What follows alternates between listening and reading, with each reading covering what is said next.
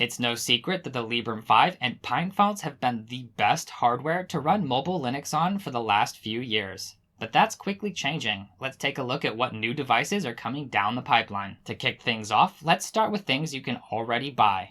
Fury Labs has the FLX1, which is an Android handset that's been reshaped into a Linux device. This uses Halium to bridge the driver gap, but that also means that you're stuck running Android kernels, which will in turn limit the overall lifespan this device is capable of. Even stuck on a single kernel, this could last a very long time given the proper software support. Its specs are no joke, running 6 gigs of RAM, 128 gigs of storage, and a octa-core processor.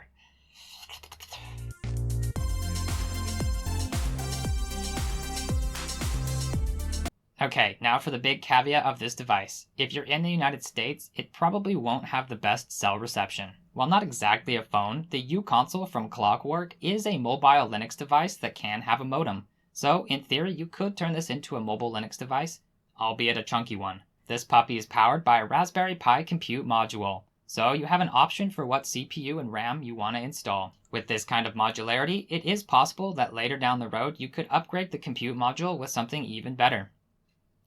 Pretty cool. The next few phones we're going to talk about are pre-crowdfunding, so keep in mind that these may never come to fruition, although I hope that they do. The Librix Nex is a true successor to the Librem 5. It sports a very similar look and feel, including hardware kill switches, but the specs are completely next generation. This baby has an octa-core processor, 32 gigs of RAM, and 256 gigs of onboard storage. Awesome.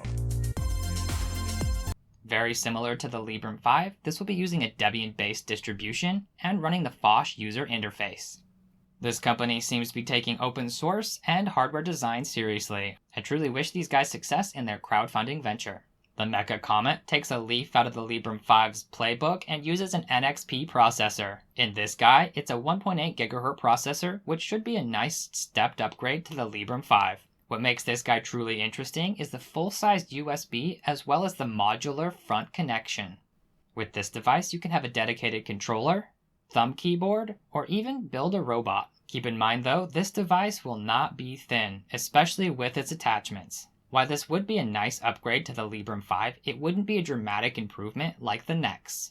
Sailfish OS by Yola is one of the best mobile Linux distributions to date. You can run it on a variety of Sony devices if you're willing to flash it yourself. Under the hood, it's very similar to what Fury Labs is doing, but instead of with a Debian-based distribution, with a RPM/libzip-based distribution. While not fully open source, it's still a really good alternative. So where does that put us? I predict that in 2025, some company will outdo Purism in mobile phone contributions. It should be really interesting to see which company treats the developers the best and provides the most support for the longest. I personally can't wait to see where the Nex and Comet go, and I'll get my hands on the hardware as soon as I can to put them through their paces. Thanks for watching. Bye.